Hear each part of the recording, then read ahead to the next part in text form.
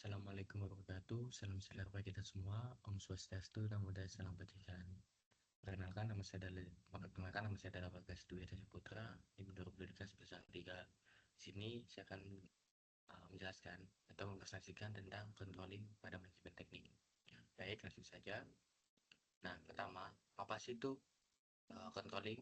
Jadi, dalam konteks manajemen teknik atau engineering management, controlling adalah pengendalian atau merupakan fungsi manajemen yang berfokus pada pemantauan, penilaian, dan pengoreksian kegiatan agar hasil yang dicapai sesuai dengan rencana dan tujuan yang telah ditetapkan sebelumnya. Nah, kontrol sendiri adalah proses untuk menentukan apa yang sedang dicapai, mengevaluasi kerja, serta mengambil tindakan korektif jika terdapat penyimpangan dari rencana. Dalam konteks manajemen teknik, controlling tidak hanya menyangkut aspek administratif, tetapi juga mencakup pengawasan teknis terhadap sistem, proses produksi, peralatan, efisiensi energi, dan kualitas produk. Selanjutnya, tujuan utama controlling yaitu pertama, ada memastikan kegiatan teknik berjalan sesuai standar operasional.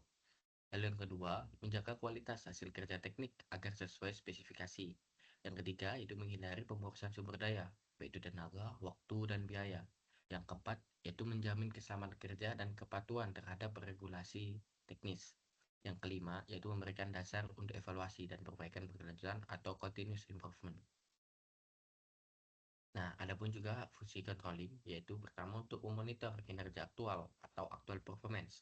Yang kedua, itu membandingkan hasil dengan standar atau target yang telah direncanakan. Yang ketiga, yaitu mengidentifikasi penyimpangan atau deviation. Dan yang keempat, yaitu mengambil tindakan korektif atau corrective action. Nah, ada beberapa tahap dalam proses controlling.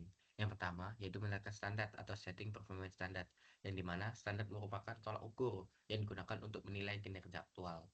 Yang kedua, yaitu mengukur kinerja aktual atau measuring actual performance, yaitu pada tahap ini, yaitu melibatkan pengumpulan data dari lapangan atau sistem kerja.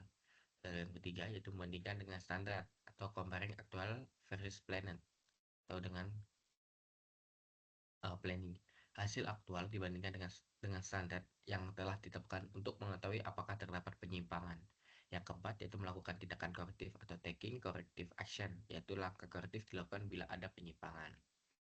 Nah, selanjutnya, yaitu tentang jenis-jenis pengendalian dalam manajemen teknik. Yang pertama, dalam penerapan teknik dan industri, controlling dapat dikategorikan menjadi 3 jenis, yaitu yang pertama, pre-counter atau pengendalian awal, di mana itu dilakukan sebelum aktivitas mulai untuk mencegah terjadinya kesalahan. Dan yang kedua yaitu concurrent control atau pengendalian selama proses. Lalu yaitu dilakukan selama aktivitas berlangsung untuk memantau proses secara real time. Dan yang ketiga ada feedback control atau pengendalian akhir, yang dimana dilakukan setelah aktivitas selesai untuk menilai hasil dan kinerja keseluruhan. Nah, selanjutnya tentang alat dan metode dalam proses controlling. Yang pertama, yaitu control card atau peta kendali, yaitu berfungsi untuk menganalisis variasi proses produksi. Lalu yang kedua adalah fishbone diagram, yaitu diagram sebab akibat untuk mencari akar permasalahan. Lalu yang ketiga, Pareto analysis, ada analisis 80/20 untuk menentukan prioritas penyelesaian masalah utama. Lalu yang keempat yaitu statistical process control atau SPC, yaitu untuk pengendalian mutu berbasis statistik. Dan yang kelima yaitu Key Performance Indicator atau KPI untuk mengukur kinerja proyek teknik, misalnya efisiensi energi, downtime mesin, produktivitas tenaga kerja. Dan keenam yaitu Failure Model and Effect Analysis atau FMEA, yaitu digunakan untuk menganalisis risiko dan kegagalan sistem. Nah, pada kasusnya yaitu saya mengambil tentang pengendalian proyek instalasi panel listrik di pabrik otomotif, yang dimana PT Energi Mandiri Teknik mendapatkan proyek pemasangan panel distribusi listrik 20 kV di pabrik otomotif.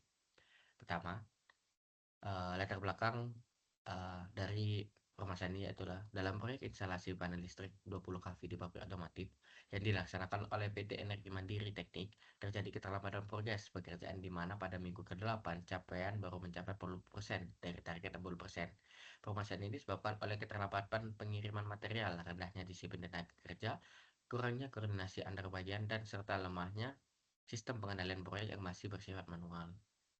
Kondisi tersebut menunjukkan bahwa fungsi controlling dalam manajemen teknik belum berjalan efektif karena pengawasan hanya dilakukan setelah terjadi penyimpangan. Setelah perusahaan menerapkan langkah korektif seperti sistem monitoring digital, evaluasi mingguan, dan penambahan tenaga kerja, proyek akhirnya diselesaikan tepat waktu dengan peningkatan efisiensi sekitar 15%. Kasus ini menegaskan bahwa controlling berperan penting dalam menjaga kesesuaian antara perencanaan, pelaksanaan, biaya, waktu, dan mutu hasil kerja dalam manajemen teknik, di mana ada langkah-langkah dalam controlling dari permasalahan tersebut. Yang pertama yaitu menetapkan standar, di mana yaitu mentargetkan mingguan progres bekerja yaitu 10% per minggu. Yang kedua yaitu mengukur kinerja aktual, yaitu di mana data lapangan menunjukkan keterlambatan 20%. Yang ketiga yaitu membandingkan hasil, yaitu dengan cara deviation sebesar kurang 20% dari target waktu. Yang keempat yaitu tindakan korektif. Yang pertama yaitu mengganti pemasok material yang lambat dengan alternatif lokal. Yang kedua yaitu menambah jumlah teknisi shift malam untuk mengejar ketinggalan. Yang ketiga yaitu menerapkan sistem absensi digital berbasis QR untuk meningkatkan kedisiplinan tenaga kerja. Yang keempat yaitu mengadakan rapat mingguan untuk evaluasi progres proyek, yang dimana dari langkah-langkah yang diambil dari kontrol tersebut mendapatkan hasil. Setelah penerapan langkah controlling, yaitu proyek berhasil diselesaikan dalam waktu 3,8 bulan sesuai dengan toleransi jadwal dan tanpa melebihi anggaran. Produktivitas tenaga kerja meningkat 50% dan tingkat kesalahan pemasangan berkurang 30%. Nah, tantangan dalam penerapan controlling yaitu yang pertama yaitu kurangnya data real time dari sistem kerja teknik. Yang kedua yaitu resistensi karyawan terhadap sistem pengawasan. Yang ketiga yaitu perubahan kondisi lapangan yang tak terduga atau force majeure. Yang keempat yaitu keterbatasan teknologi monitoring otomatis di industri tradisional. Yang kelima yaitu koordinasi antar bagian, engineering, procurement, dan quality control yang sering terlambat. Nah, selanjutnya yaitu dampak jika kita melakukan bundling, yaitu pertama efisiensi menggunakan sumber daya meningkat. Yang kedua yaitu risiko kegagalan proyek berkurang. Yang ketiga yaitu tingkat keselamatan kerja meningkat. Yang keempat yaitu kualitas hasil teknik lebih konsisten. Yang kelima yaitu profitabilitas perusahaan meningkat karena biaya operasional terkendali. Nah, dari kesimpulan presentasi atau dari permasalahan tersebut, yaitu controlling dapat menanamkan teknik dalam fungsi vital untuk menjaga agar pelaksanaan proyek atau kegiatan teknik berjalan sesuai dengan rencana, standar kualitas, dan batasan biaya yang ditetapkan. Tanpa pengendalian yang sistematis, kegiatan teknik akan rawan terhadap inefisiensi, keterlambatan, dan kegagalan mutu. Melalui penerapan alat seperti SPG, KPI, dan evaluasi kinerja berbasis data, manajer teknik dapat melakukan perbaikan berkelanjutan atau continuous improvement yang berorientasi pada hasil dan efisiensi. Dan berikut adalah referensi yang saya gunakan. Mungkin itu saja pemaparan atau presentasi manajemen teknik dalam konteks controlling. Jika ada salah atau kurangnya, saya mohon maaf yang sebenarnya. Saya kiri wassalamualaikum warahmatullahi wabarakatuh. Sekian, terima kasih.